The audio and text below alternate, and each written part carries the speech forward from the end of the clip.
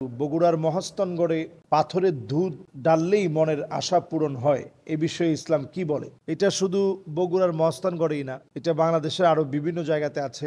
বগুড়ার মহাস্থানগড়ে পাথরের দুধ ডাললে মনের আশা পূরণ হয়, এই জন্য অনেকেই যায় সেখানে লিটারকে লিটার দুধ সেখানে ঢেলে দেয়। সেইম এই বিষয়গুলো বাংলাদেশের বিভিন্ন জায়গায় আছে। আসলে এই জাতীয় কোনো কাজ করলে কি আসলে কোনো কাজ হয়? কোনো কাজ তো হয় না, বরং আপনি এটা মনে করে কোনো পাথরের ভিতরে আপনি দুধ যদি ঢেলে দেন, আপনি কতগুলা গুনায় গুনাহগার হলেন আপনি একটু চিন্তা করেন। এক নাম্বার, আপনি অপচয় করলেন। বাহিরে অসংখ্য মানুষ না খাওয়া অবস্থায় আছে, তাদেরকে আপনি 10 টাকা দিলে বলেন একটু কাজ করতে পারেন না? আরে আপনার মতো কত মানুষ কাজ করে খায়, আর ঠিকই আপনি মনের বাসনা পূরণ করার জন্য সেখানে গিয়ে দুধগুলো ঢেলে দিলেন। অপচয়ের গুনায় গুনাহগার হলেন। 2 নাম্বার, শিরকের গুনায় গুনাহগার হলেন। আপনি মনে করছেন যে এখানে দুধ ডাললেই মনের বাসনা পূর্ণ হবে। কোথাও কোনো কিছু ডাললে কোনো কিছু পূর্ণ হয় না। যদি আল্লাহ রাব্বুল আলামিন না চান, বিইذনি রব্বিনা, যদি আল্লাহ তাআলা না চান, তাই আপনি যদি মনে করেন এখানে দিলে কিছু হবে, এটা শিরক হবে।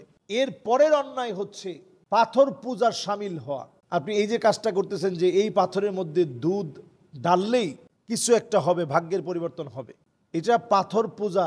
নবী সাল্লাল্লাহু আলাইহি সাল্লাম হাদিসের মধ্যে বলছেন, আখিরি জামানায় এমন সময় আসবে, হাত্তা ইয়াবুদাল লাত ওয়াল উজ্জা, এক সময় মক্কার লোকেরা লাত, মানাত, উজ্জা, হুবাল বিভিন্ন মূর্তির পূজা করত। পরবর্তী সময়ে এই পূজার রীতিনীতি চেঞ্জ হতে হতে এখনো পর্যন্ত বিভিন্ন জায়গায় বিভিন্ন পাথরে চুমা দেওয়া, পাথরের ভিতরে দুধ ঢেলে দেওয়া, পাথরের মধ্যে মাথা ঘষানো, এগুলো সব পূজার শামিল। আখেরি জামানায় এগুলা বেড়ে যাবে। এখন তো বেড়ে গেছে। আমাদের বাংলাদেশেই এখানে নাকি নবীজি সাল্লাল্লাহু আলাইহি সাল্লামের পায়ের ছাপ আছে। নাউযুবিল্লাহি মিন যালিক। চিটাঙের এই নবীজির পায়ের ছাপ বলে এর আশেপাশে যেইভাবে চুম্বন করা হয়, নবীজির পায়ের ছাপ এখানে আসবে কেমনে? তারা বলে যে এটা নিয়ে আসছে, অথবা রেপ্লিকা অনুরূপ পায়ের ছাপটা এখানে আনা হয়েছে। এই টোটাল কথাগুলো সব ফেক, সব মিথ্যা কথা। এগুলোর ভিতরে কোনো বরকত নেই, এগুলো সব মিথ্যাচার।